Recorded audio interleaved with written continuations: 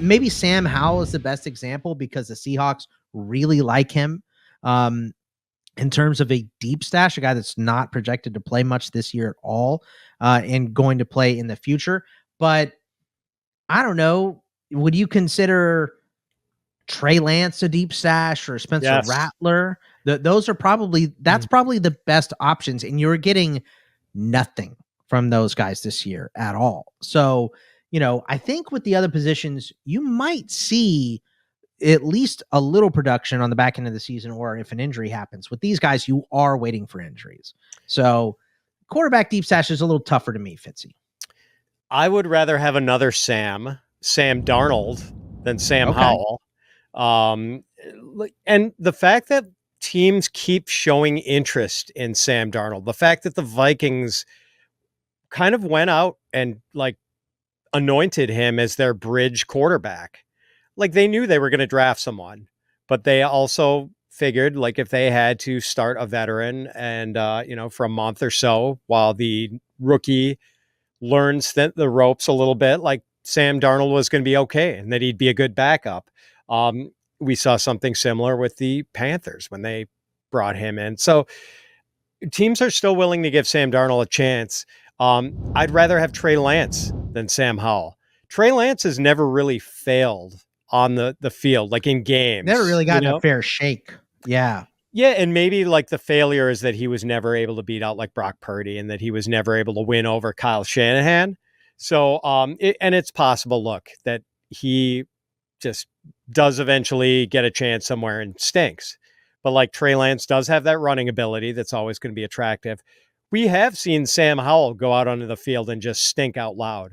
I mean, what a weird year he had last year. At one point, he was leading the league in pass attempts and completions and was in the top 10 in fantasy.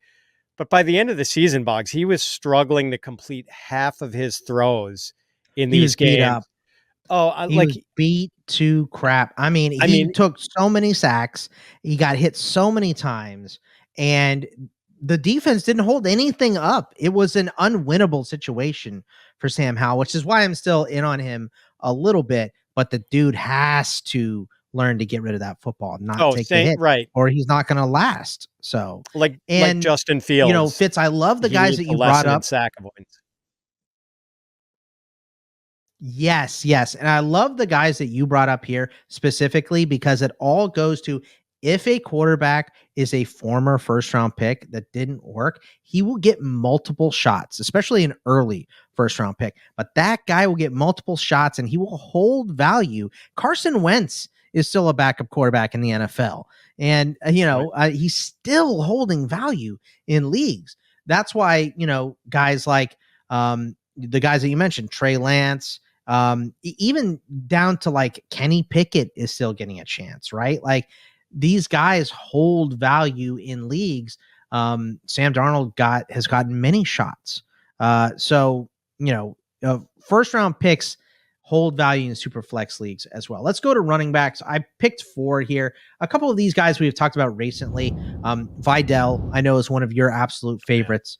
Fitzy. Tank Bigsby, he flamed out last year, but they're talking about getting him more touches. They didn't add anybody else. So it's him and Dearness Johnson competing for that spot. We mentioned earlier with Zach Moss that Evan Hull was supposed to be the guy, right?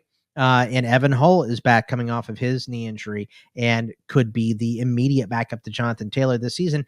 And another guy I like at running back is Dylan Laube, the running back in Vegas, because I think Zach Moss is the guy there, but we don't know. We haven't seen Zamir White. I don't know why I said Zach Moss, but yeah, we think Zamir White is the guy there, but Dylan Laube could have a shot to be Austin Eckler-ish in this offense. So those are the running backs that I picked. Do you like those guys? And is there anyone you would add to that group? No, that's a good group. Kimani Vidal could be the lead running back, but he's a 6th round pick, so he could be cut. I mean, I don't think he's going to be cut. I think he's actually pretty good. University of Troy's all-time leading rusher, and just this little bowling ball, Boggs. And faster than we thought. He ran a better 40 time. I expected him to be 4.6 and he was 4.48, I think. So him, good setup with only Gus Edwards and J.K. Dobbins ahead of him on the depth chart. Laube, I agree. I mean, we know Zamir White's not really a prolific pass catcher, so Laube could instantly come in and be the third down back. I know some people think it's going to be Amir Abdullah, but like Amir Abdullah hasn't been good at that role. Like he's a special teams guy.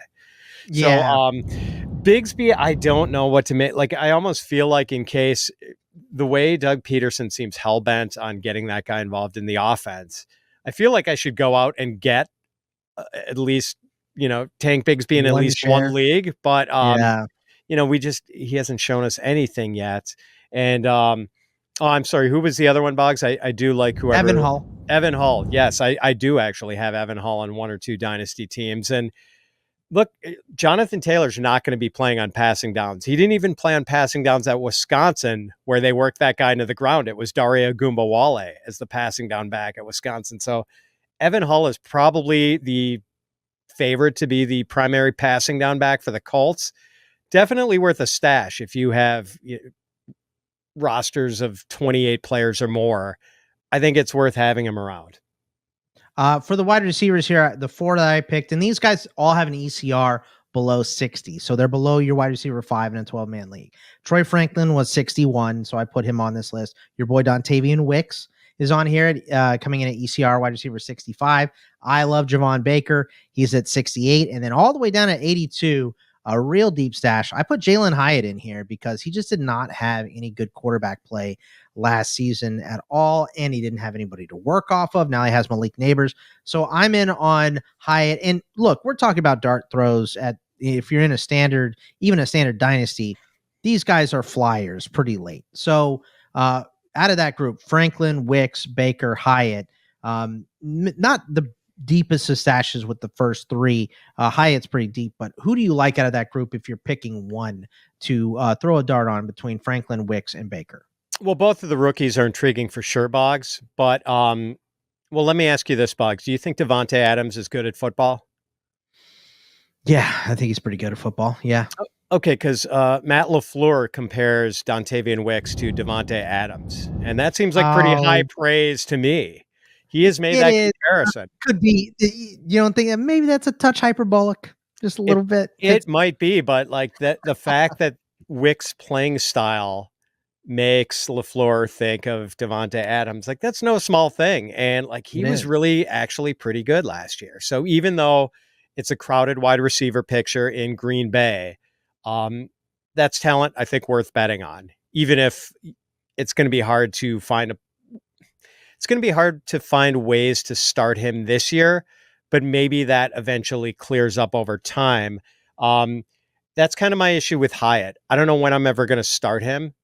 In a best ball dynasty, I like him a lot because he's probably going to give you some splash plays and some big games here and there, but it's going to be really hard to see him coming. There's a reason why he's in the 80s, right? So yeah.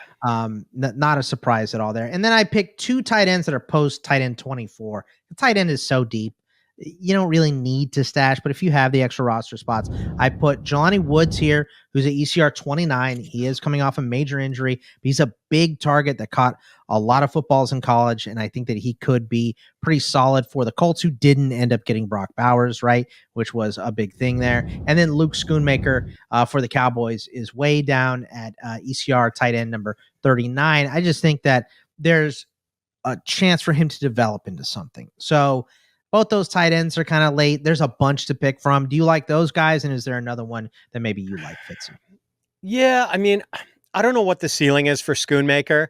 He's one of those guys who I think is real borderline rosterable in dynasty leagues for the most part.